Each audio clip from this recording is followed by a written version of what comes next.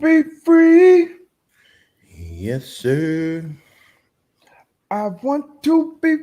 Man, I can't wait to close this damn Robert Hood account, man. I was up till like 2 something in the morning last night listening to damn the Robin CEO for Robert Hood, Elon Musk. Robin Hood, what he copping the plea? Oh man, he full of so much shit, man. Hey man, they Oh yeah, he talking for the people, man. Shit, man, he talking for the man, people behind him. Shit, he catching the heat. as he should. You the Yeah, CEO. Shit, yeah, we but on your shit, platform. I had to do this and we weren't ready for this and I might want to hear that shit, man. that's fucked up what they did to them people, man. I was a part of them people. Uh, And that's at that's this point, I'm playing with house money because I got in, got in, got out. But shit, I'm still holding. I still got a couple AMC options, a couple BlackBerry Jones. I'm gonna stay in my lane, baby. I do What up, man? a little this and that, but I'm gonna stay in my lane. Standing at S&P, huh? S&Ps, baby, let it I work for feel me. you. I feel you. I feel you. What up, people? What's Ladies, up, good people? gents. Welcome to the Man to Man Pod. I guess we still calling it overreaction. Still calling it Overreaction Monday. We're gonna overreact to this Stafford trade. Yeah. Overreact to what's going on in the stock market. We got a special guest, Lou Young, will join us a little bit later. But first things first, beginning of Black History Month. Obviously very, very important to both of us. Should be important to you guys as well. Black history is American history. I know, shoot, you went to HBCU, you've been a part of Black history, your whole life. What's kind of, I guess, your favorite Black history facts or moments or things like that? Anything stand out? I would say for me being a part of one, obviously February, so first Super Bowl where it had two black head coaches coaching in the Super Bowl. That's right. Actually being in that moment, man. First time it ever happened. Shout out to Lovey Smith. I actually just got the D coordinator job over in Houston. But again, two guys that obviously to this day we kind of talk about it where minorities for some reason aren't getting that shot like their counterparts. So to be a part of that again, like I said, being February, Black History Month, Coach Dungy, Coach Lovey Smith, man, two quality guys, not only as far as the head coach position, but just in everyday life from what I've seen with Coach Dungy, but what I've heard with Lovey Smith, man. So that's one of the things that I will highlight as far as we kick off this Black History Month. How about you? Oh man. I would honestly, it's probably the Black history I learned about as an adult. Because for us, and you probably learned a lot more than I did going to HBCU fresh out of high school.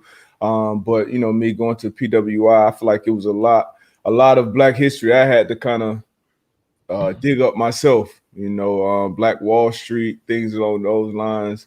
Early Black millionaires in this country. Those are the things that fascinate me. And I love Black History Month, but I think especially in our school system, it's kind of really, really, really watered down. Because like I said, if you really want to get to the fabric of, this country and how it's built, it starts, really with us. So, we learn about the Martin Luther Kings and the George Washington Carvers and Rosa Parks, and it kind of stops there almost. So I just encourage and implore all of you out there to just continue to educate yourself on Black history in this country.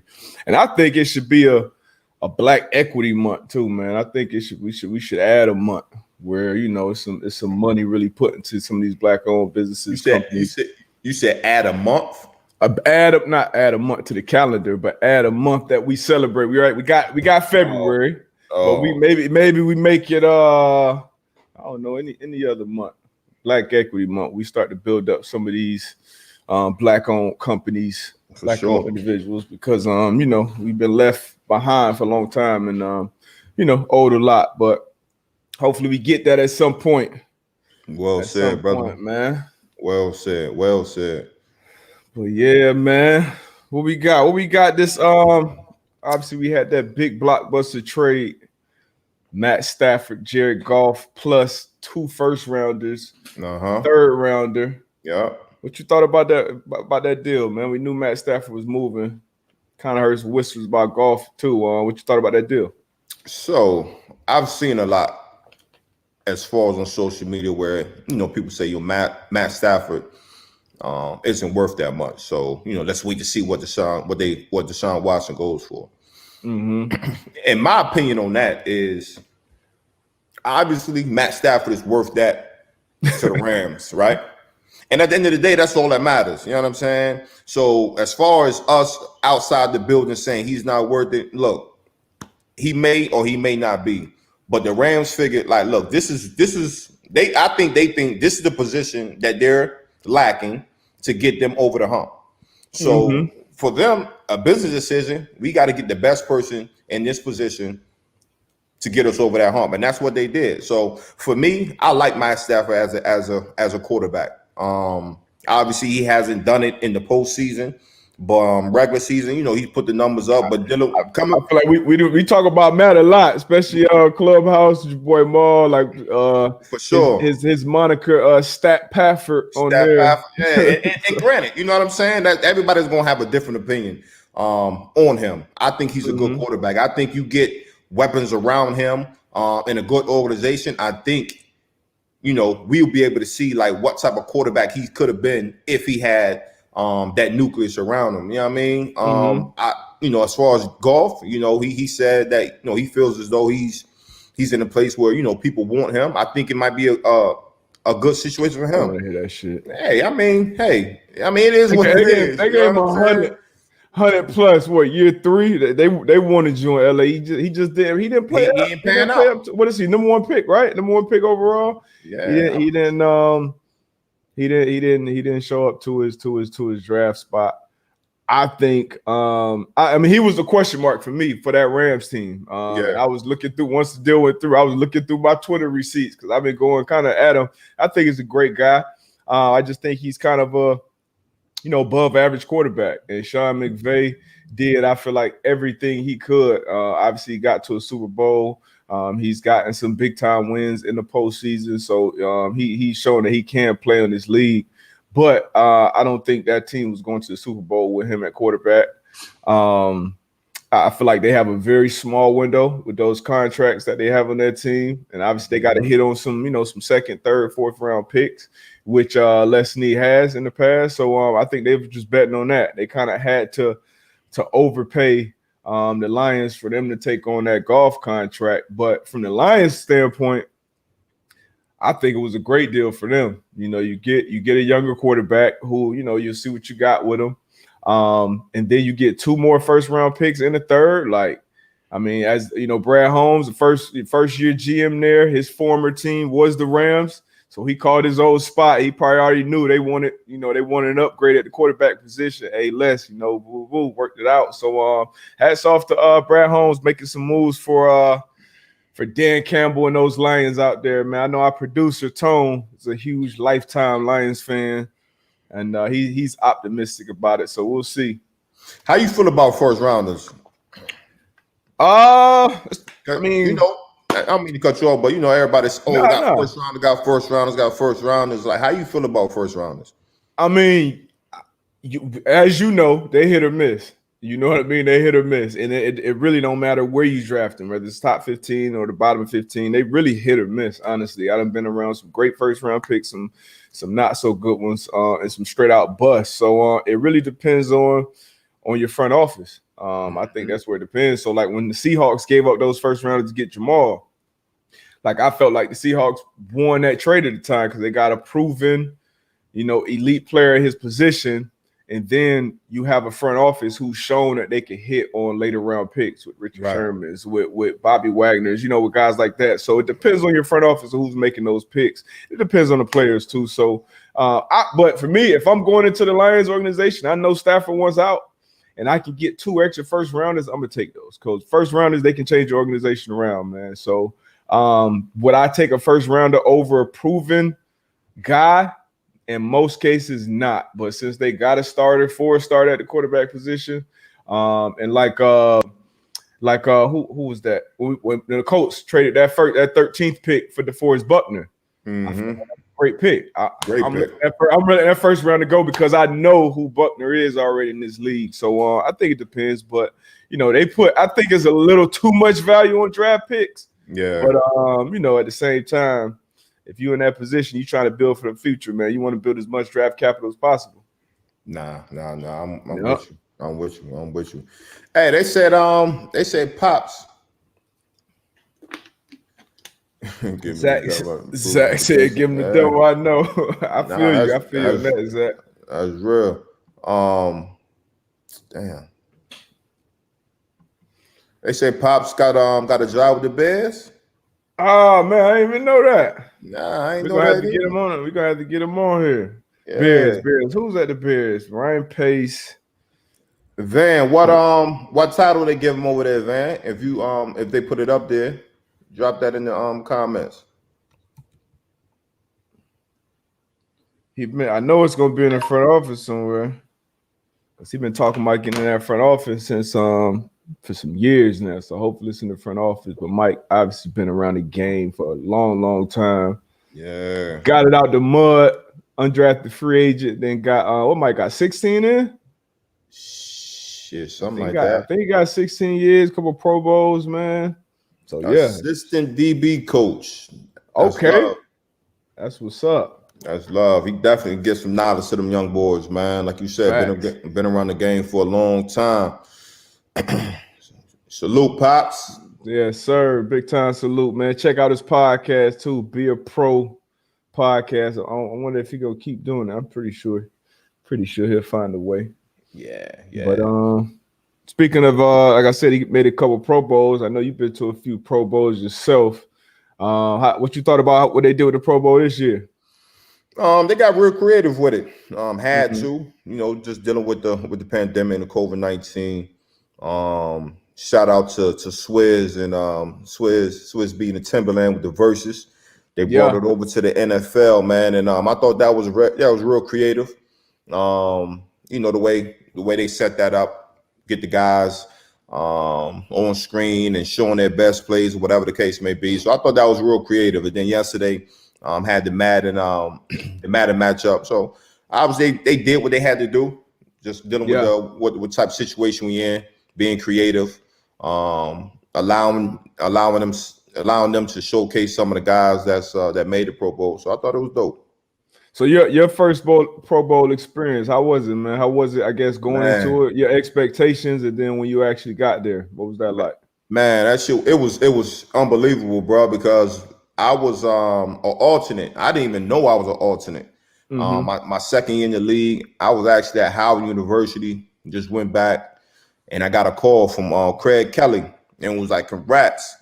I'm like, congrats about what? He was like, you don't know? I'm like, nah. He was like, I forgot who didn't go, but it was like so-and-so's not going to Pro Bowl and you're going. So I said, word. So this was when obviously the Pro Bowl was in Hawaii.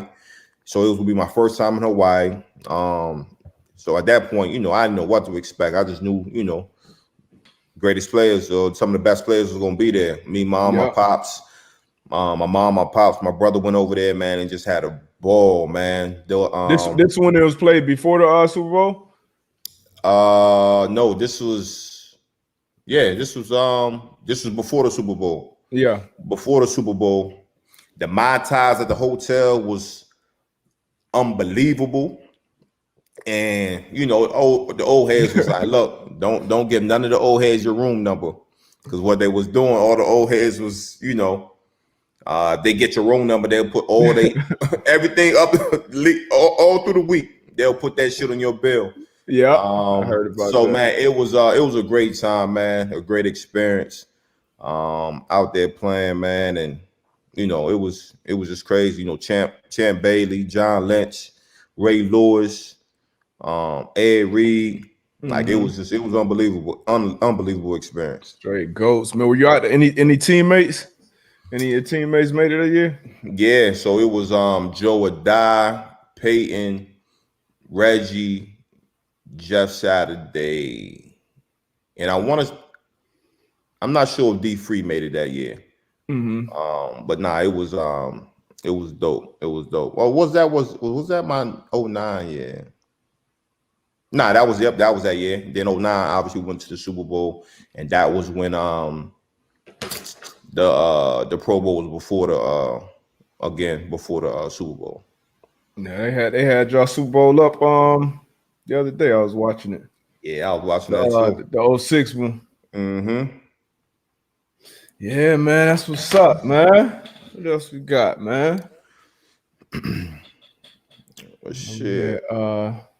This D Watson, man. It's gonna be interesting to see where he end up, man. I hope it's down here in Miami, man. He stop playing pull that trigger. We're gonna see, man. A lot of options open. They say they're not trading him, but you know how that go. Facts. he out of there. At this point, I feel like it's a foregone conclusion, man. He done put in that official request. Mm-hmm. So I mean, if you the Houston GM, you Nick Caserio, what's the minimum you got to get back for D-Watt? Oh well, shit. If I'm looking at to go back, if I'm looking at what the Rams gave up for Stafford, shit, got a younger QB. The minimum, I'm gonna need me 3 first rounders. Minimum. Yeah. I'm with that. I gotta go 3 first rounders, a starter, and a second or third rounder too. Yeah. I 3 first rounders got to be in the equation. If you can't give me 3 first rounders, then get off my phone. Get off my line. Yeah, get off my line. I feel that. Hey, but man, shit, we got go ahead, bro. But shit, look, man, we got our guest about to tap in. Lou Young. Yo. No, got that Teddy Riley. Yeah, coach. Hello, can you hear me? Oh yeah. Yeah, we got you. I thought you had that Teddy Riley. I'm like, oh shit. I'm like, here we go. But shoot, man, to our listeners, man, and everybody tapping in. Y'all welcome Lou Young. Man, yes, Lou Young from the DMV. DB went to Georgia Tech. Now he's a comedian on IG. Y'all can follow him.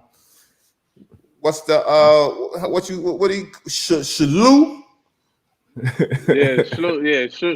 Shalou too. You know what I'm saying? Shalou too. We gonna put that in the comment section so everybody can follow you, man. But welcome to the show, bro. Yeah.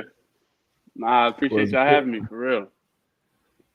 Well, what's good with you, man? Where you at? I watched this video last night, man. This dude had me cracking up, bro. But you see this last post? Which one? I see you tipping on the OnlyFans, but you're not paying attention. I said, "Come on, man." I was in the sauna doing a little workout, and I had the gospel on the station, giving a little Sunday service, and the pastor was about to finish. And he was like, "I'm gonna get out of here, but before I leave, I need that tie."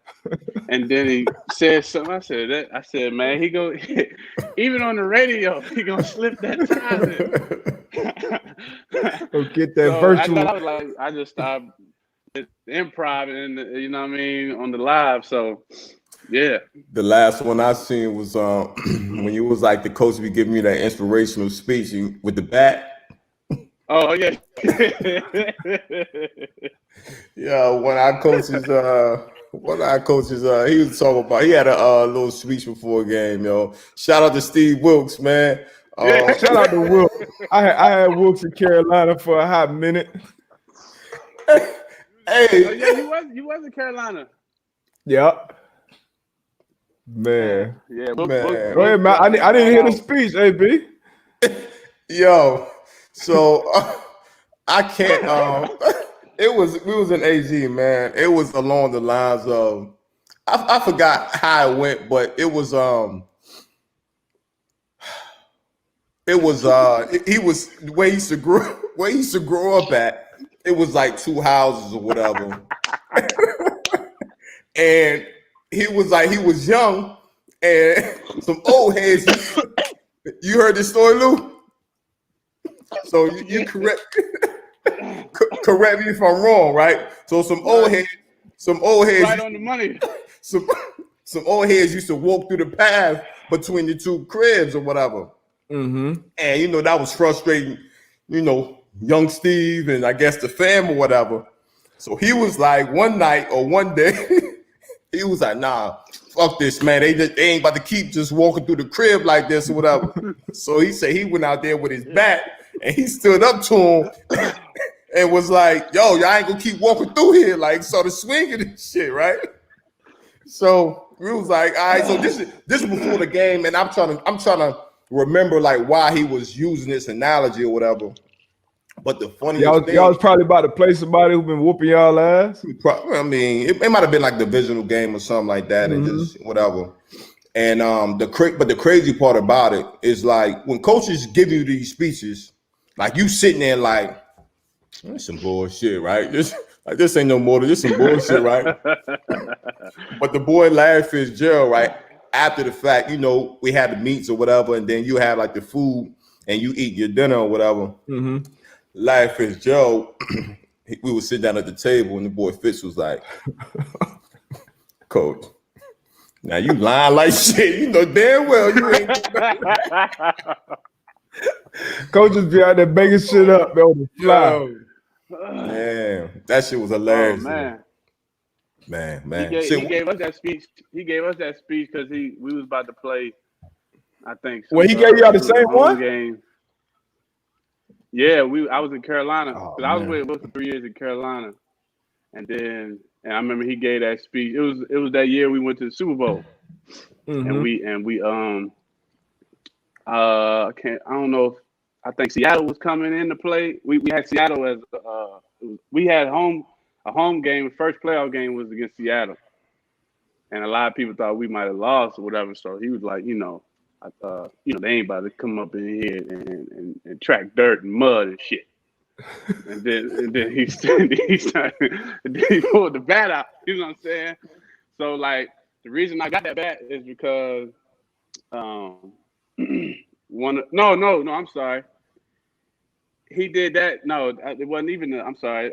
It wasn't a division game. We was about to play the Redskins at home, and I don't know. I guess it was some trash talk or something. And he was like, we're gonna swing that motherfucking bat off the rip. You know what I mean? He brought it to the DBs first, then he brought it to the team. Yeah. And I remember Benet came out with the bat. He came out with the bat. I remember that. I was about to say. I remember somebody coming out to the. I thought it was Norman, but okay. Nah. Then when we played New York, my man Moneyball had the bat. Odell was, it was a little. So we had, they wasn't really trying to mess with that bat. Like it was like something. It was like we were swinging. You know what I'm saying? Got y'all all the way to the bowl.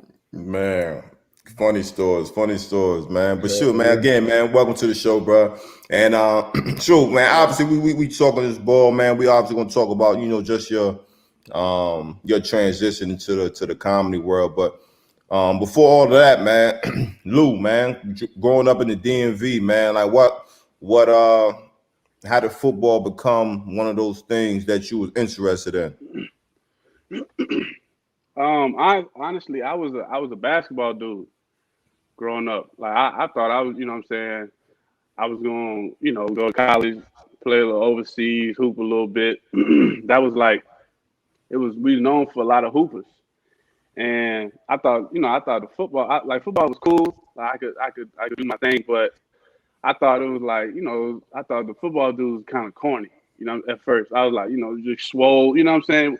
Basketball, I felt like had more swag, but Joe Hayden, he was I think I was like my freshman year of high school. Well, I had seen him like in middle school. He was at Friendly, and I was like, man, I ain't seen nobody like that. Like had that sauce on the field like that. You know what I'm saying? He was like a Dion in DC. You know what I'm saying? Like when it came to the swag and everything, everybody was trying to dress like Joe on the field. So, And then when he went to Florida, and I was like, okay, I think I could rock this. And then I started getting more offers for football than basketball. So I was like, yeah, I'm gonna do this football thing. Wow, cause you was like 5'8", huh? Huh? You was like 5'8", huh? Nah, 6 foot. Okay. So did you have a coach? Because we done had a similar story for a lot of guys up here, Antoine and myself included. Did you have a coach in your I guess in your ear saying like, hey, bro, like you probably gonna be better off playing football, or was it a decision you made when it came to the offers? Nah.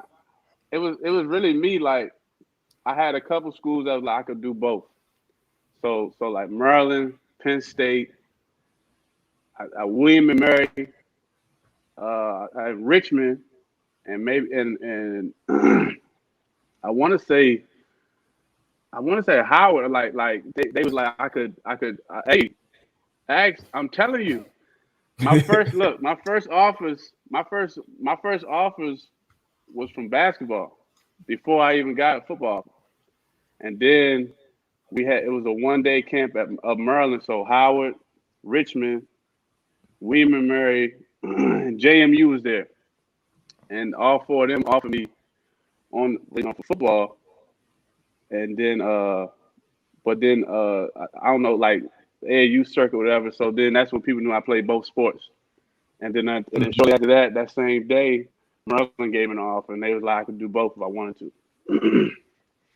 Okay. So I mean, it was only like those schools.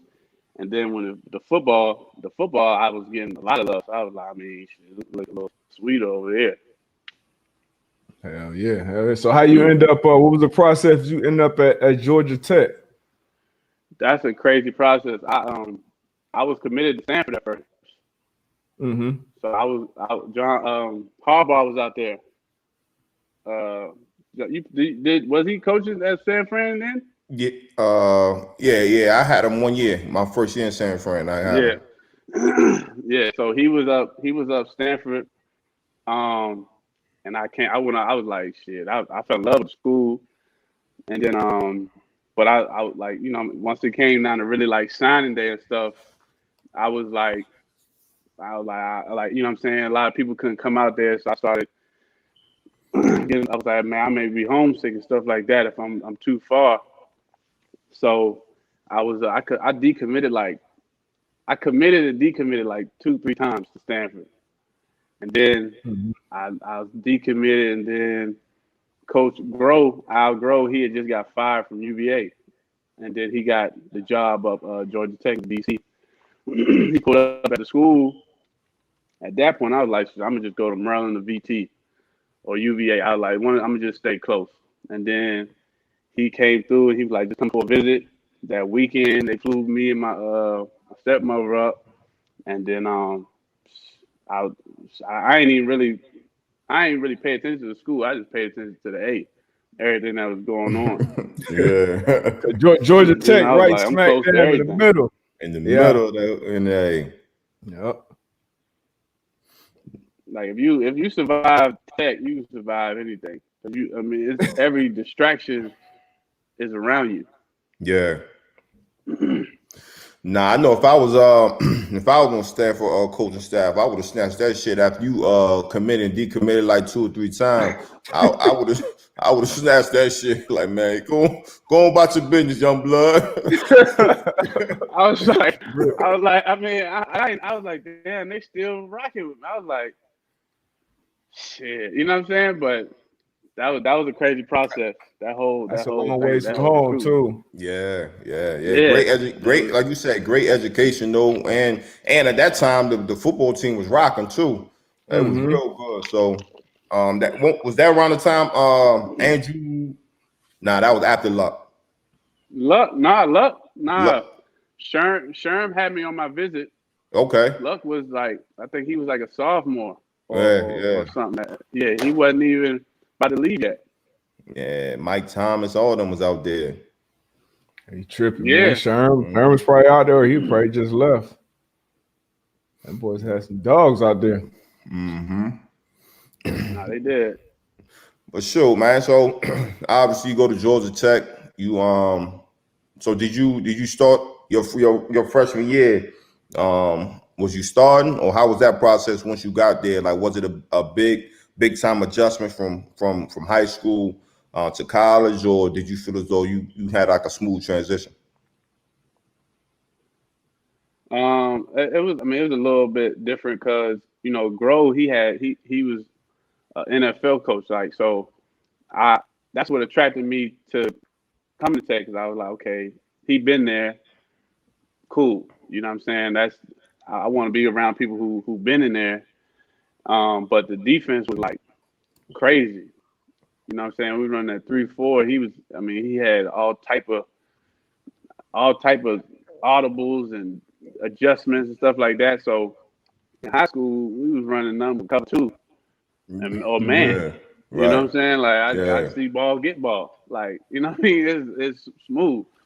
But it was like long division. Like we was really out there like figuring stuff out. So uh the like at first I was like, damn, I was moving around. I was like, I'm trying to figure everything out. Then he sat me down. It was in training camp, and then he was like, man, just play fast. You know what I'm saying? So then I started making plays. So I played I was just special team my freshman year. I played a few games on defense, and I ain't wind up. Then like the next 3 years I started at corner and nickel. All right. But yeah, So that freshman year was nothing but special teams.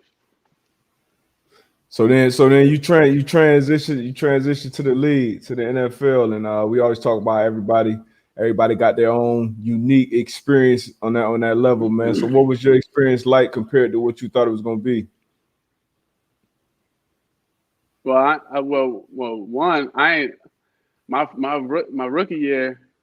So the whole draft process, that was new. You know what I'm saying? I was just like most I seen on watching the draft all them years growing up. You see the green room, then you see how they call them dudes and stuff.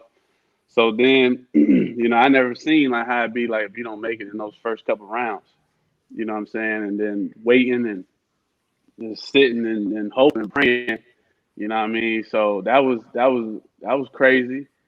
And then I remember Baltimore, the seventh round was coming up, and I had a workout with Baltimore, and they was really like rocking with me. So they hit me and they said, "Look, bro, we probably gonna take you in the seventh." So I was like, "All right, bet." Like, you know what I'm saying? Cool. I'm watching the TV, and the pick come, but they draft my homeboy, Yeah. Mike Camp. He went to Wake. I was like, damn. I was like, you know what I'm saying? I congratulate my boy, but I was like, damn. So They told me they was going I'm to just draft looking. you. I was right. like, I looked at Pop. I was like, damn. So I'm on the phone. I'm like, bro, what's up? You know what I'm saying? So then he he's like, well, look, man, it's a few teams now the undrafted free agent process. So I'm like, so what's this like? You know what I mean? He's like, look, you can really like just pick where you want to go from these options. So I had like 7, 8 teams, and I don't know why I just picked Denver. Like I seen Denver, and I think they had just went to the Super Bowl. So I was like, fuck it, I'm gonna pick Denver. Yeah. They had Peyton over there and stuff, so I was just like went there. But I ain't look at like if I could tell like dudes like who about to be undrafted now, I would tell them like look at that roster. You know, see them numbers. I didn't know they had like 15 DBs already. Yeah. I Yeah. was like number 16. Hold on, I don't mean to Yeah, cut you off. So for the people that don't know, what's that process like? Like you said, when you don't get drafted, and I know some people that I've talked to, I know, and they say, hey, it's better, sometimes to not get drafted and go in the seventh round because you had an opportunity to pick. So what's it like? I guess at that window when the draft's over. Now you said you had 7, 8 teams. So these are teams that reached out to your agent, like, yo, we want to bring them in, or how does that work? Yeah, they basically I know like Buffalo, Washington. That it was like New York. It was like 7, 8 teams, and they had before the seventh round even ended, they had already hit them up and was like, Yeah. we we want to take it. We want to sign him. You know what I mean? As what they say, a priority free agent. Yep. So as soon as that draft ended, I could pick where I wanted to go. Baltimore was on there, so that I could pick where I wanted to go. And then I just now that other stories I've heard from other dudes how they looked at, so they took the teams and they really assessed. They was like, all right, they got this many corners on this gonna be on the off season roster, this many safeties, and who played nickel or stuff like me. I didn't know. So I was just like, I just said, okay, Denver. You know what I mean? Yeah. And I was like, if I make some plays out there, somebody gonna see it. Cause they got the juice. They just came from the Super Bowl. So that'll be cool. But yeah, so that process was tricky. You know what I mean? So I would tell people just, if they going in that free agent route, undrafted free agent, really weigh your options, really, dissect what your options are. You know what I'm saying? Don't just go for the bait, I guess. Yeah. So so we spoke on this subject as well previously, where you go in there and you say you like the 16th DB, right? So obviously, you go through mini camp, you go through OTAs, and now you hit training camp, right? So you in training camp, and you got the 4 games. You got game 1, game 2, game 3, game 4. And we kind of talked about where like that game 4, where guys could be on the bubble. Like that shit gets real. Like where were you at? Like, you know what I'm saying? At that point in time, like that 3rd game, that 4th game, like kind of tell the listeners and the viewers like that whole experience. Cause as a vet, sometimes it's not funny. It's not funny, but it's like yo, like, you know what I mean? Your shit gonna be real. Like you're not gonna have anybody coming in there and tap you out. Like you gonna be on, you playing 70 snaps on defense. You probably on 3 special teams. So then you gotta look at Twan ass over there with a bucket hat eating sunflower seeds, some damn J's. Seeds, cap, front socks. Go ahead, young fella. Hey, but look, I am gonna come to you, be like, look, man, drink this water. But look, the next time, yo, they might try to hit you with a double. they might try to hit you with this. They might try to hit you with this double move. So you know what I'm saying? Like, keep your eyes on your butt looking at you, like, man, shut the fuck up. Hell like, yeah. But tell them the process though. Just tell them about how that shit goes. Yeah. So, okay, my rookie year, Denver. Off season, then you go mini camp, training camp, and all that stuff. So training camp, I'm doing my thing. You know what I'm saying? They got me. I'm mixing with the twos now. So I'm like, okay, I'm climbing up. I was the bottom. I was at the bottom of the bottom at first. Yeah. And then you know what I'm saying? Then just climbed up, and then I got hurt before the first preseason game. So I was like, now I'm like, damn, you know what I mean? So the vets is like, bro, like lose, they rocking, like you gonna be good. Yeah. But in my head, I'm like, I ain't trying to hear that, right? Yeah. Nah, because you got to get on that field. Like that's one thing. My coach Grove, when I was at Tech, he always said, when you leave here, it's business. And he's like, you cannot make the club in the tub. What's up, real talk? You know what I mean? And I said always stuck with me. So I was like, man, I whatever. So, yeah. So I missed the first 2 games. Right.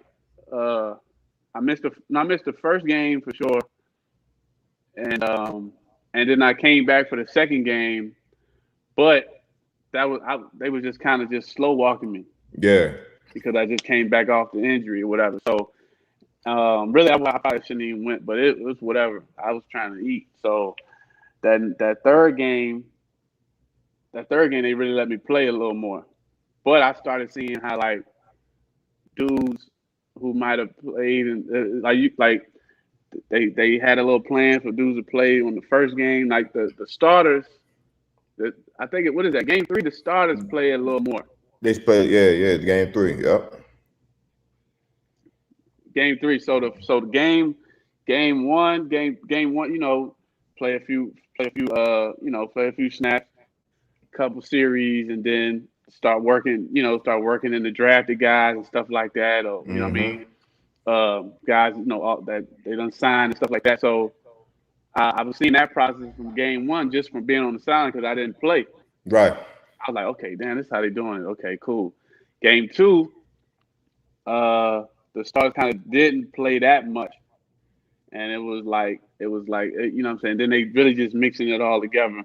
But I'm starting to see like, okay, there was some guys that might have tried. They was trying to play game 1. Game 2, they like, okay, let me see this young buck. You know what I mean? He showed me something in game 1. Let me see what he do in game 2. Mm-hmm. Then the game 3, the starters played. I didn't really expect to play that much in the game 3, but they mixed me in there just, I guess, because I had missed the game 1. Yeah. And they was telling me, that normally don't happen like that, but it did. I was blessed that it did, and I was able to make a few plays. And then game 4, that's when they was like, that's when they was basically like, that whole week of practice, like the vets and everybody chilling, you know what I mean? Mm-hmm. Seats, picnic chair, like relax. Like, yeah, y'all gonna get it in. Y'all been talking about them reps. I'm like, okay, it's gonna be like that. And we had I had Talib, Chris Harris, TJ Ward. Really, like them two was funny to me. TJ. Yeah. Damn, who like it was a bunch of DB, like Omar, like it was a bunch of DBs. We had TC, Tony Carter. Okay. TC was like, "Hey Lou, man, it's gonna get real. It's gonna get real." You know what I'm saying? So I was like, "Damn." Then Talib was like, he's like, "Lou, it's about that time." Yeah. Like, damn. You know what I'm saying? So it's like a gift to the curse. For sure. I'm happy. Yeah, I'm happy, but I don't know. You know what I mean? And we get out there, man. We play at Dallas. That game 4. I balled though. I balled out. Yeah. But I ain't. But I was so. I ain't really say no words. Like I was so out of breath. Like I mean, I was hyped. You know what I'm saying? I mean, I'm like, we in America State. You know the lights in Dallas. You know that big stadium. So I'm like, okay, like I'm here now. Mm-hmm. And we start and I'm off the rip. I'm at Gunner. Ooh. I'm at Gunner. Then I'm corner on punt return. So I'm chasing the Gunner. Mm-hmm. So that's a hamstring. That's a hamstring or a quad if you're not ready. No question. Guaranteed. No question. Then I'm on kickoff. They had me at the 4. Oh, you got. So they trying to make me. Yeah. I'm out there. I'm weaving through. They seen something in you. You know what I'm saying? They seen something in you. They seen something, yeah. Man, then they had me at corner. They had me at corner and nickel. So I played the first half at corner, second half nickel. I did my thing though. I had like 2 sacks, no PDUs. I was okay. I think I might have almost led the team in tackle. Like they was like, even the vets was like, Lou, yeah, you ate. Like, you did that. So I'm like, okay. Del Rio was the DC. He come to me. He said, Lou, I think we straight. I was like, so I'm in the locker room. I'm like, yeah, you know what I'm saying? Like, yeah, I'm taking the shower. I'm taking, but like when you have a good game, that shower different than when you have a bad game. I'm in the shower like, you know what I'm saying? Like, yeah, nigga, like, yeah, you know what I'm saying? Come out, had like a 1 or 2 interviews. I'm like, I mean, I just did what I had to do. I'm just blessed for the opportunity. You know what I'm saying? Like, hey, man. So they bring me in, and then the next day, I'm like, oh, next day is cut day. So they caught. So they. Oh no. I'm sorry. It was like 2 days. So the It's one that day they cut a weekend. bunch of people. Yeah. Yeah. That weekend. That weekend. They the Yeah. first day they cut a bunch of people. So I'm still at the hotel. I'm like, I'm seeing dudes drop left and right. I'm like, ooh. You know what I'm saying? That's when you I'm just don't really want just that chilling area in the code to lobby. pop up. Man, yeah, that you don't even know where it's from. Mm-hmm. You know what I'm saying? It ain't saved in the phone. Like, Right. and then day two they call me and they like, hey Lou, come through. I'm like, shit. So I go in there and mind you, this it's first time. This the whole. I come up there, everybody all dapping like, yo, so we gonna put you on the P squad. I was like, what is the P squad? Mm-hmm. They was like, so it's basically like you remember like you read because I ain't red shirt in college, so I was like, what is that? Yeah. So they was like, it's kind of like a red shirt. Yeah, we gonna groom you, blah blah blah. I understood it was a lot of vets, so I was like, oh, that's cool. I can learn from these vets, and I'm gonna be ready. So I was like, okay, it was love. So I stayed the next day, and then they had everybody that I guess they was gonna put on P squad stay in the hotel. Everybody left, and the next day we signed to the practice squad. I walk in there, they got my locker set up for practice the next day. Practice was gonna be on Monday, so this Sunday now. So like practice about to be on Monday. We getting ready for game week 1. I'm like, ooh, like they got me.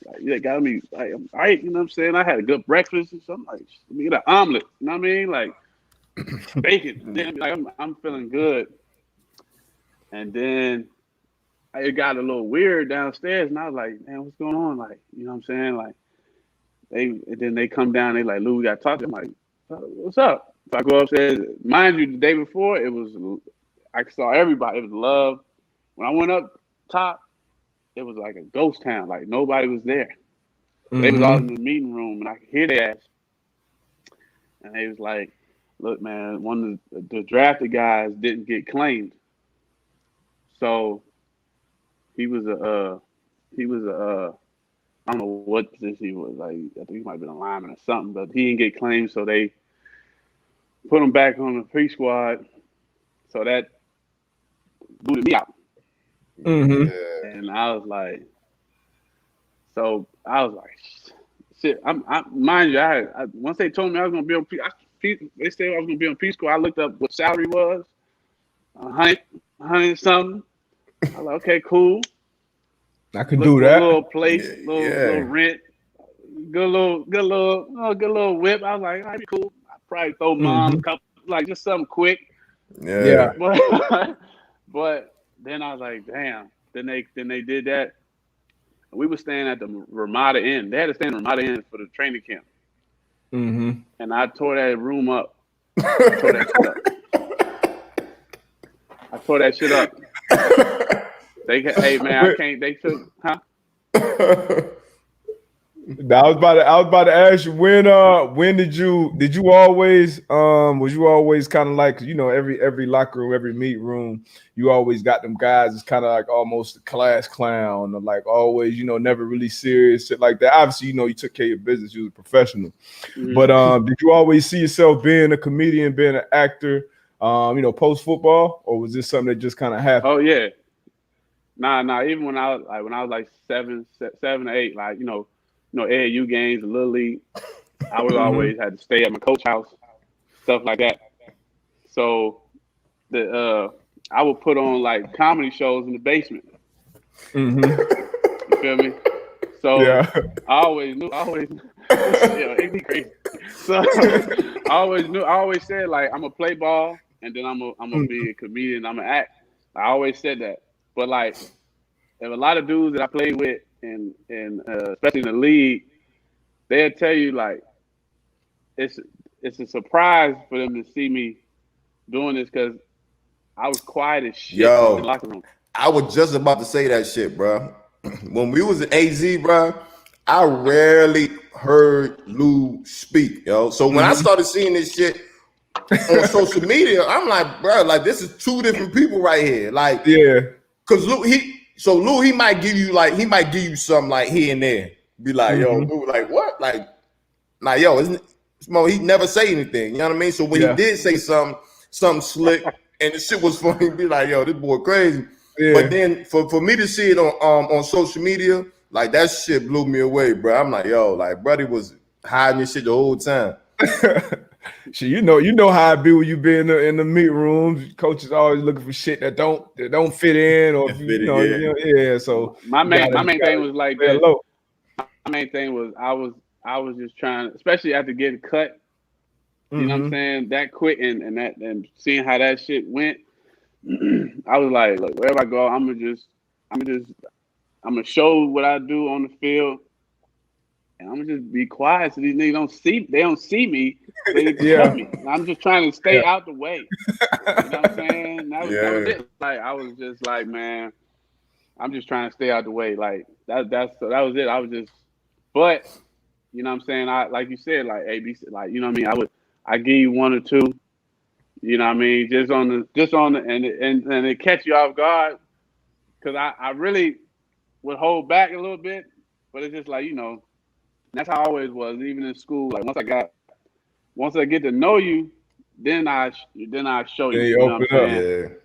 That type. What about your rookie show? They ain't put you on the spot and do your rookie show. You have a company show for your rookie joint? I have 4 rookie shows. I have 4. Oh, I have 4 man. because I was on 4 teams my rookie year.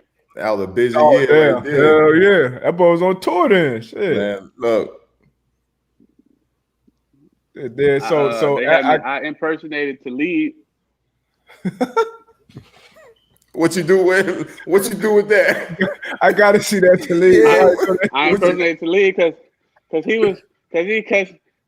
he had the ball. He, you know what I'm saying?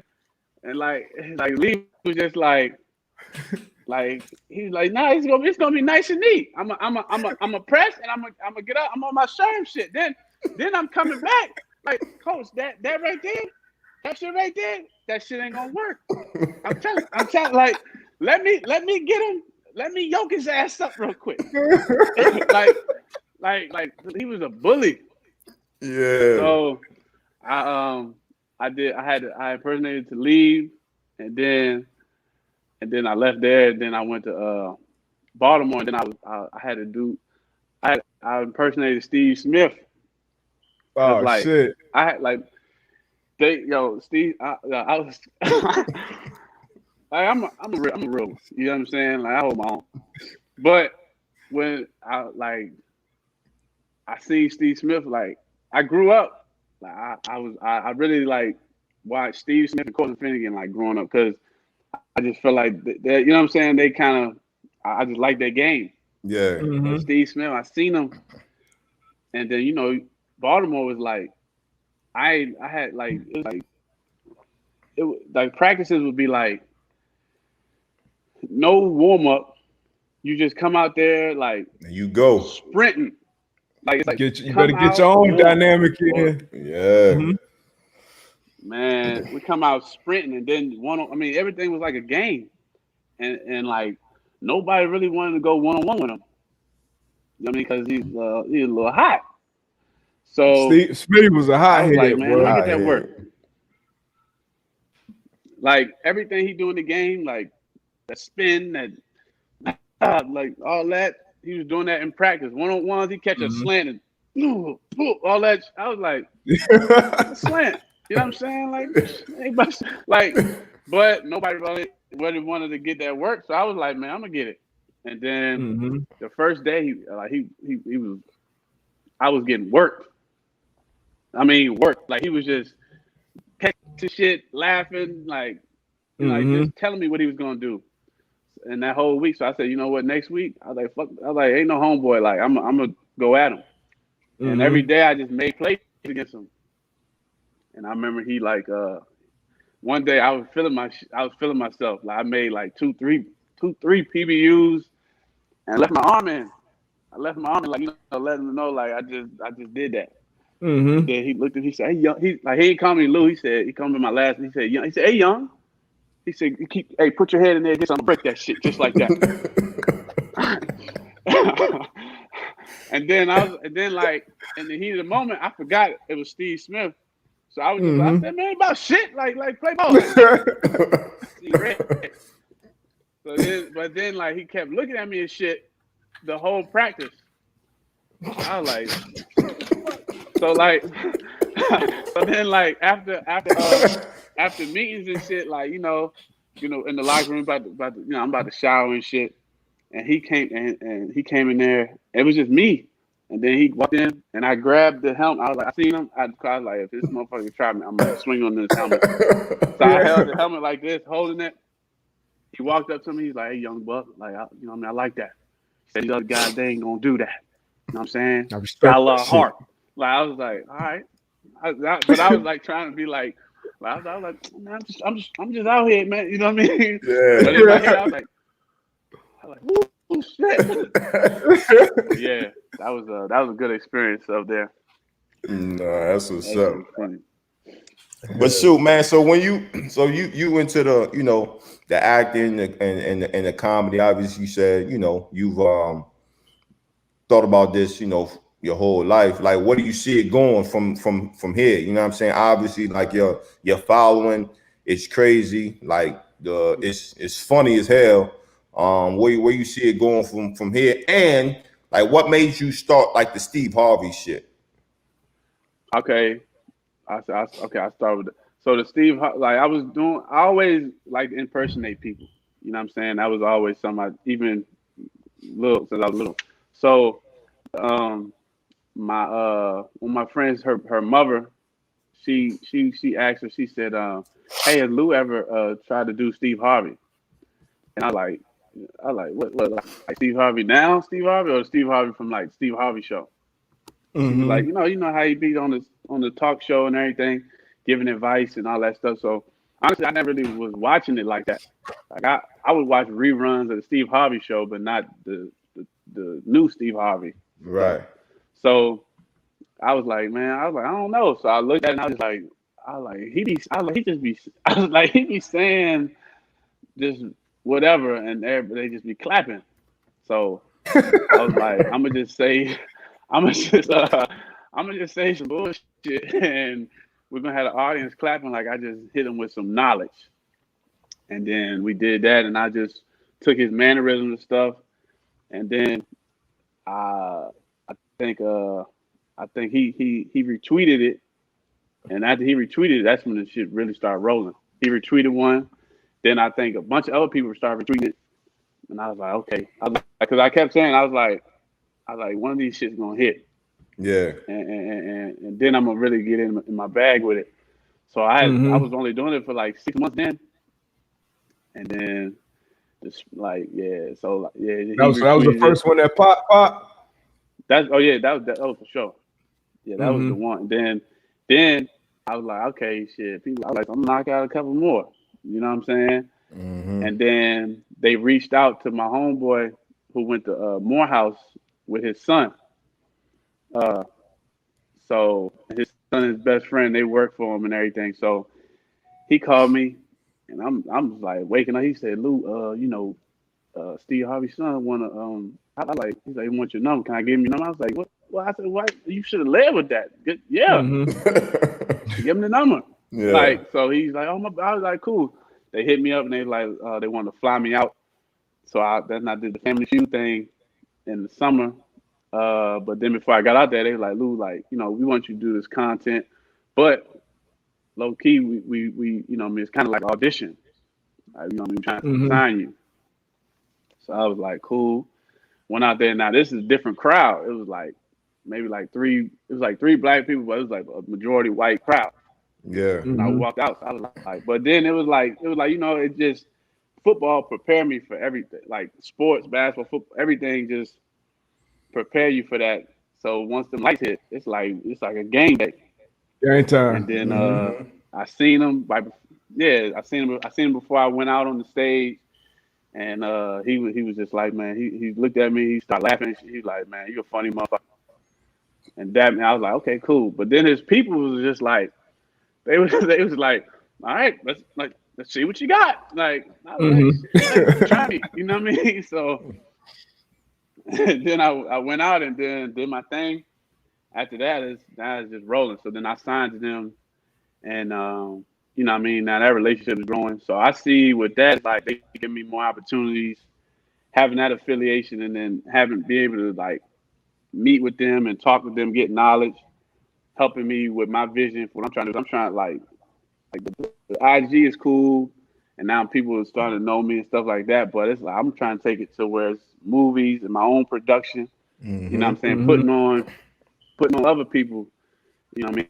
That from around my way, or you know what I mean, just really like, you know what I mean, with like as a black owner, like really owning all my stuff and pushing it out there, and you know, just rubbing elbows with a lot of people out and being out in Atlanta. You know, it's a good opportunity out here. Nah, that ownership is key. Facts. Ownership is key. Gotta own your shit. Got to, man. Yeah. That'd be your favorite. I think the first time I saw you was you doing impersonating the coach, and obviously you got unlimited content with that from all your experiences. But them shits be cracking me up, boy. Man, hilarious. So where Dante come from? So Dante I grew up with Dante, right? So Okay. we played Little League together, but Dante was an asshole. Yeah. Like like he was that head case, like where Dante at? You know what I'm saying? But he was a dog, but he was a little dude, but he was a dog. And that's still my man to this day. Like when he be seeing the videos, he be laughing, like, cause you know what I'm saying? Because I'm really just taking different experiences and putting them together. Yeah. So that's Dante. You know what I mean? So I just can't, I was like, Dante used to get on everybody. Like the coaches, they used to be hot. You know what I'm saying? And then the coach, obviously, I'm taking a lot of different people, a lot of coaches I've had, but the main one is Wilkes. But yeah, you know what I'm saying? I mean, I know that, boy. Every time I'm like, yo, that's Wilkes right there, yo. But the funny story. But the thing about that is, I was my rookie year in Carolina. So I got to Carolina late my rookie year, and then but I like you said, I ain't say much. I just went out, did my thing, Yeah. and I think we had the what they call it, the dinner, the rookie dinner. So DBs get you know what I'm saying. So you can kind of let your hair down a little bit, get your little oil in your system if you want. And I had a couple of them I had a couple of them hennies in there, so I was like, it's a wrap after that. You know what I'm saying? Deep butt. I was like, I'm on that henny. Deep butt don't drink. but like you know what I'm saying? I was at the end of the table and Wilson at the other end. And I had everybody at the end laughing. And I was like, man, every scenario you could think of, and I was just coming up, and I had them crying. And Wilson was like, man, what the hell y'all over there talking about? Like, yeah. And then they told him, they ain't say nothing. But Roman Harper, Yeah. he was that's when he made me. That was my last what you call rookie show. They made me get up in front of the defensive team, and do Wilkes. I know they was in there rolling, crying, laughing. I had to be. And we were right before we went out for practice. Practice was cool, but it was everybody just kept talking about what I did in the meeting room. Like we couldn't focus in practice. Yeah. I was in my head. I was like, I'm gonna be able to do this shit. Like once I'm done, like for real. Yeah. Got to, man. Hey, man, this shit was good, man. Appreciate you joining us, man. Definitely gotta have you back. Hell yeah. Sure. Yeah, man. Definitely gotta have you back, man. We're about to wrap it up. Get y'all over to the Pat McAfee show. He jumping on today, but appreciate you, Lou, man. It's been hilarious for one, obviously insightful, man, to hear your story. Obviously your passion, and I know the sky's the limit for you, man. So I'm looking forward to watching it from the sidelines. Yes, sir. Indeed. Nah, man, I appreciate y'all for real. For sure, bro. For sure. Hey, before we let you go though, man, this is the beginning of Black History Month, man. Any what's your favorite? I guess your Black History moment, or one of them off the top. I know we put you on the spot. Yeah. That damn. I want to say like, cause I'm a big Denzel Washington fan. You know what I'm saying? So, I guess I don't know if it's I don't know if it's a Black History Month, but I think it was that speech he gave at Yeah, I know what you're talking about. Yeah, was it one like of the commencement the speech. graduation speech, Mm-hmm. the commencement speeches, yeah. And I like literally I well not read, but I watch that a lot. You know what I'm saying? Just to just to give me insight or just inspiration and stuff like that. You know what I Yeah, mean? And that moment right there. I definitely watch that a lot. Keep that in the hip pocket. Well, that's definitely Black history. Denzel, for sure. go. But yeah, man, it's another episode of Man to Man Pod. Man, once again, thank our special guest Lou Young for joining us. I'm one half of the Man to Man Pod. There's Butler. Got my co-host Antoine Bethea. Yes, sir. We out, man. Y'all tap in, man. Tell a friend to tell a friend. Like, subscribe, 5-star review, all that stuff, man. All that good stuff. Y'all go follow Lou Young on IG too. It's in the chat. Go get you some good Oh, laughs. yeah. We got we got more on the way. I got more heat on the way. That's what it Really is. just getting started. Hey, I already know. Tell the people what you got coming up, man. If you got anything coming up, anything you want to promote. Well, you know, I mean, I got the YouTube series, the game week, and that's the Coach Lou and Dante. So we got a new episode coming for that. That'll be out this Sunday. So yeah, that got some good special guests on there. Okay. It's gonna get shaky. Coach had to cut a player, you know. So you know how shit go. You know how it go. You know how it goes. Like, hey man, we you know, we love everything you've been doing out here. You know what I'm saying? So yeah, that's just a little sneak. But yeah, for sure. Stay tuned for that next week. What's the name of your YouTube channel? Was it's my name, Lou Young the third. Okay. If you I guess if you was to type in like a hashtag for ShlooTube, or the name of the YouTube series is Game Week. So Game Coach week. Lou and Dante. So Game Week. So that'll be episode 5 this dropping it this Sunday coming up. All right, bet. There you have it. Yeah. All right, bro. Appreciate you. All right, appreciate y'all. Yep. Oh man, that was a good one, man. Good one, man. Boy, hilarious. Yeah, I'll make sure y'all go check out his page. It's crazy. I was surprised you said he was quiet when he was out there, but you know how that go though. Yeah, you in there. It's work. You know what I mean? So it's only a certain few that can really be jokesters and pranksters all day, every day in the meet rooms. You know what I mean? Yeah. So you definitely gotta know where you fit in. But yeah, definitely see him doing this thing, man. Y'all go check him out, like we said before. Yep. Yeah, man. We'll be back. We'll be coming back, man. Super Bowl week, man. We got to come back. Have something for y'all on Wednesday. Special guest for y'all. For sure. That's what's up, man. Once again, shout out to Mike Adams too, man, with that assistant DB coaching job out there in Chicago. Pops. Guy. Yep, Man to Man Pod alum. Like I said, once again, got his own pod, Be a Pro pod. So y'all go check that out. Appreciate y'all, man. Be back. Peace. Gone. Oh man.